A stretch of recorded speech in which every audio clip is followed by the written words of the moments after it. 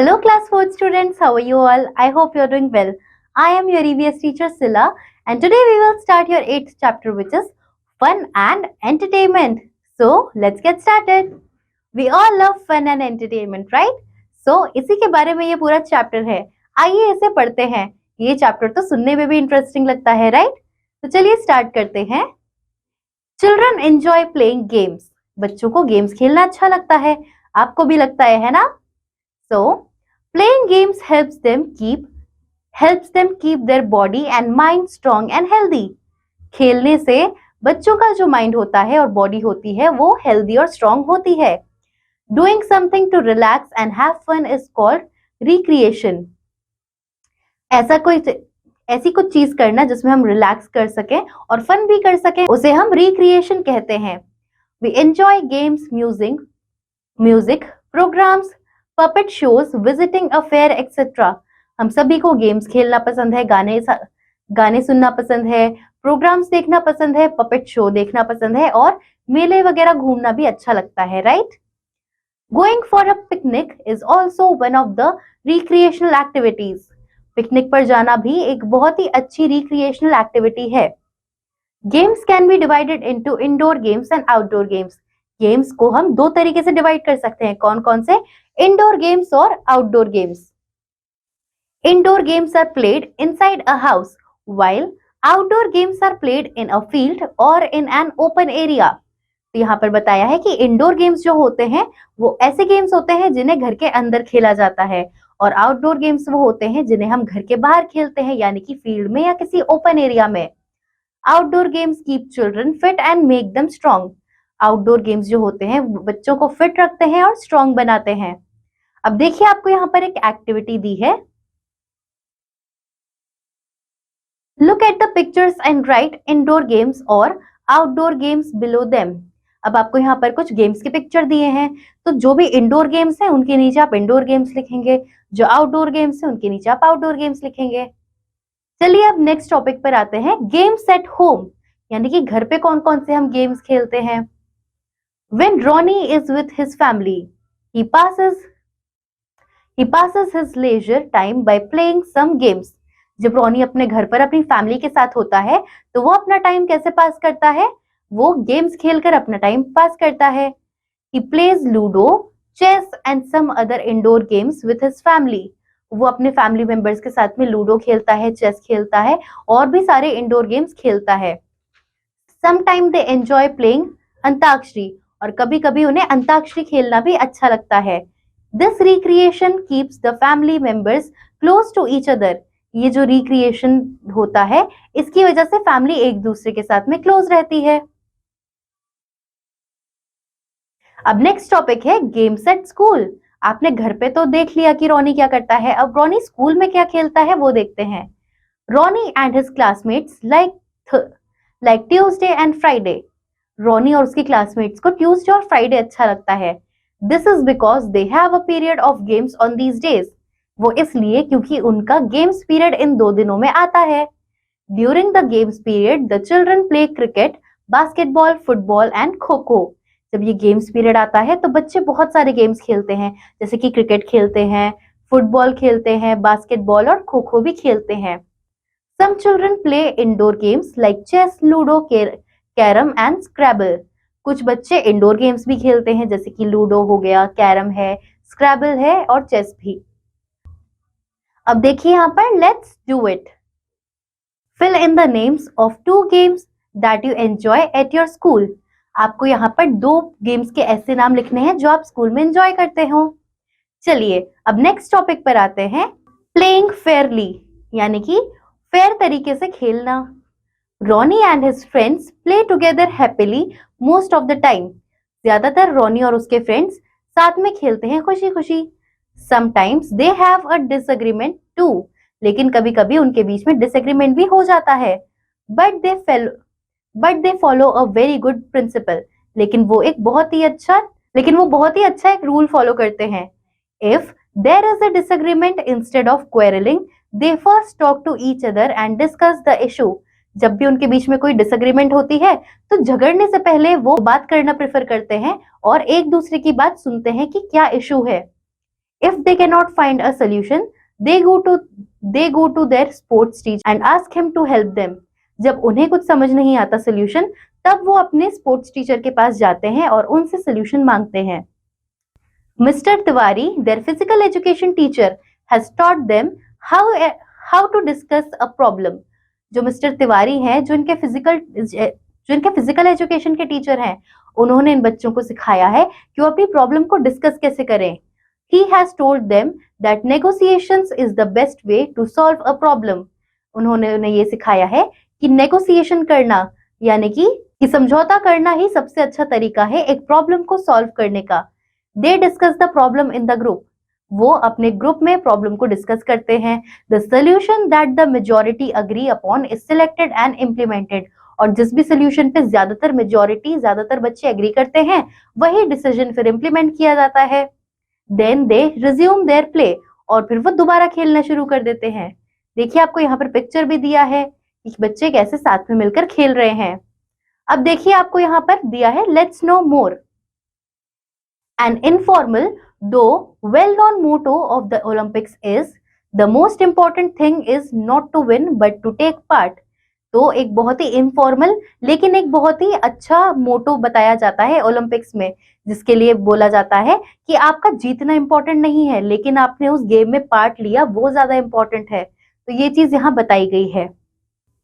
अब देखिए आपको यहाँ दिया है let's do it. Who makes the rules for your games. आपके जो गेम्स आप खेलते हैं उसके लिए रूल्स कौन बनाता है. Do you sometimes argue with each other. क्या आप एक दूसरे से आर्ग्यू करते हैं. How do you solve the problem then. उसके बाद आप प्रॉब्लम को सॉल्व कैसे करते हैं. ये चीजें आप यहाँ पर लिखेंगे. नेक्स्ट टॉपिक पर आते हैं playing together. We should include all our friends when we play. हम जब भी खेलते हैं तो हमें हमारे सारे ही दोस्तों को इंक्लूड करना चाहिए. When we play at home, we include all our family members. जब हम घर पर खेलते हैं तो हम हमारे घर के सभी मेंबर्स को इंक्लूड करते हैं. In the same way, whether you are playing in school or in your neighborhood, you are the member of the school or locality. इसी तरीके से जब आप अपने घर के बाहर खेलते हैं, फिर चाहे आप स्कूल में खेले या नेबरहुड में, तो आप अपनी स्कूल या लोकेलिटी के ही एक मेंबर होते हैं. Boys and girls should be treated alike while playing. इसीलिए बॉयज हो या गर्ल्स दोनों को ही बराबर मानना चाहिए खेलते हुए. आपको देखिए यहाँ कुछ पिक्चर्स भी दिए गए हैं गेम्स के. अब यहाँ देखिए आपको कुछ रूल्स फॉलो करने के लिए कहा गया है. Follow these rules while playing. आपको खेलते हुए ये रूल्स फॉलो करने हैं. क्या क्या है वो रूल्स, आइए देखते हैं. डू नॉट टीज और अब्यूज ईच अदर. एक दूसरे को आपको छेड़ना या परेशान नहीं करना चाहिए. Play by the rules of the game.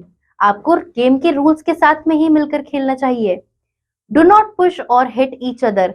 एक दूसरे को धक्का नहीं देना या मारना नहीं है खेलते हुए. Have a positive attitude whenever you win और लूज. आपको अपना एक पॉजिटिव एटीट्यूड ही बनाकर रखना है, फिर चाहे आप जीते या फिर हारें. Discuss if any problem arises. आपको जब भी अगर लगे कि कोई प्रॉब्लम हो रही है तो उसे डिस्कस करना चाहिए. Respect each other while playing. खेलते हुए आपको एक दूसरे की रिस्पेक्ट करनी चाहिए. Encourage your teammates. अपनी टीममेट्स का प्रोत्साहन बढ़ाते रहना चाहिए उन्हें एनकरेज करके. Concentrate only on the game. आपको सिर्फ अपने गेम पर ही कॉन्सेंट्रेट करना चाहिए. तो ये थे कुछ रूल्स जो आपको खेलते हुए फॉलो करने चाहिए. नेक्स्ट टॉपिक है women power. There is a belief that girls cannot play as well as the boys. यानी कि ऐसा कहा जाता है कि लड़कियां इतना अच्छा गेम्स नहीं खेल सकती जितने अच्छे गेम्स बॉयज खेलते हैं. This is not true. ये बिल्कुल भी सच नहीं है. Sania Mirza tennis, Karnam Malleswari weight lifting, PT Usha athletics, Anju Bobby George long jump and Anjali Bhagwat shooting have brought laurels for our country at the international level. तो आपने देखा कि ये कितनी सारी फेमस स्पोर्ट्स वुमेन हैं जिन्होंने हमारे इंडिया को रिप्रेजेंट किया है इंटरनेशनल लेवल पर. They have proved that girls are equally tough competitors. इन्होंने ये चीज प्रूव की है कि गर्ल्स भी इक्वली कंपिटिटर है, चाहे वो कोई भी गेम हो. अब देखिए आपको यहाँ पर दिया है let's no more. The Paralympic game is a special type of Olympics held for the differently abled athletes. These games are held after every 4 years. तो यहाँ पर क्या बताया है कि पैरालिम्प ओलंपिक्स भी होते हैं जो डिफरेंटली एबल्ड लोगों के लिए होते हैं, जो हर 4 साल में कंडक्ट कराए जाते हैं। अब नेक्स्ट टॉपिक पर आते हैं, द मेला और फेयर। आपने मेला तो देखा ही होगा, आपको अच्छा भी लगता होगा जाना, इसी के बारे में पढ़ते हैं, चलिए। Mela means an event of entertainment held in a park. मेला यानी कि एक इवेंट होता है जिसमें बहुत सारा एंटरटेनमेंट आपको मिलेगा एक पार्क के अंदर, पार्क एक्सेट्रा। और अ फेयर यानी कि कोई पार्क होगा या मेला होगा, फेयर जैसे हम बोलते हैं, यही सब चीजें। इन इंडियन विलेजेस मेलाज और villages fair are of great importance. जो विलेजेस होते हैं वहां पर मेला या फिर जो गांव के जो मेले होते हैं वो काफी इंपॉर्टेंट होते हैं। Small stalls are put up where people sell their goods. छोटे छोटे स्टॉल्स लगाए जाते हैं जहां पर लोग आकर अपना सामान बेचते हैं। There are different types of rides. वहां पर काफी तरीके की राइड्स भी होती हैं। People come from far away places to the mela. और लोग बहुत दूर दूर से मेला देखने के लिए आते हैं। आप भी जाते होंगे मेले में, आपको अच्छा भी लगता होगा, राइट? उसी के बारे में यहाँ पर दिया गया है एक पिक्चर के साथ। नेक्स्ट टॉपिक है एट द सर्कस। आप सर्कस में गए हैं कभी? तो यहाँ पर देखिए उसी के बारे में बताया गया है। A circus is a large group of people who are trained artist and acrobats, clowns, trapeze artist, musicians, jugglers, magicians and other stunt performing artist. तो आपने देखा एक सर्कस में कितने सारे लोग काम करते हैं, फिर चाहे वो एक आर्टिस्ट हो, क्लाउन हो, कोई जोकर हो, मैजिशियन हो, स्टंट करने वाला हो, जगलर हो एंड व्हाट नॉट, बहुत सारे लोग काम करते हैं। A circus is held in an oval और circular area with sitting around the arena. तो आपने देखा होगा कि एक सर्कस जो होता है वो या तो एक ओवल शेप में या एक सर्कुलर शेप के एरिया में होता है, जहां पर उसी हिसाब से सिटिंग बनाई जाती है। Ronnie is at a circus with his parents. Ronnie जो है वो एक सर्कस पर आया है अपने पेरेंट्स के साथ। Soon to clown enters the arena. फिर वो देखता है कि 2 जोकर आते हैं उस स्टेज पर। They make everyone laugh. और वो सभी लोगों को हंसाते हैं। Then jugglers perform tricky balances, acts with balls और अदर ऑब्जेक्ट्स। उसके बाद जो जगलर्स होते हैं वो काफी सारी ट्रिक्स दिखाते हैं बैलेंस करके, और काफी सारे एक्ट्स दिखाते हैं बॉल्स से और अलग अलग ऑब्जेक्ट्स से। Horseback riders perform dangerous acrobatic feats. Horseback riders जो होते हैं वो घोड़ों के साथ में बहुत सारे डेंजरस एक्ट्स करके बताते हैं। The trapeze artist perform the last item. और जो लास्ट आइटम होता है वो ट्रैपेज पेश करते हैं। They swing from hanging bars. वो हैंगिंग बार्स से लटकते हैं, झूलते हैं। It appears as if they are flying. और उन्हें देख के ऐसा लगता है जैसे वो उड़ रहे हो।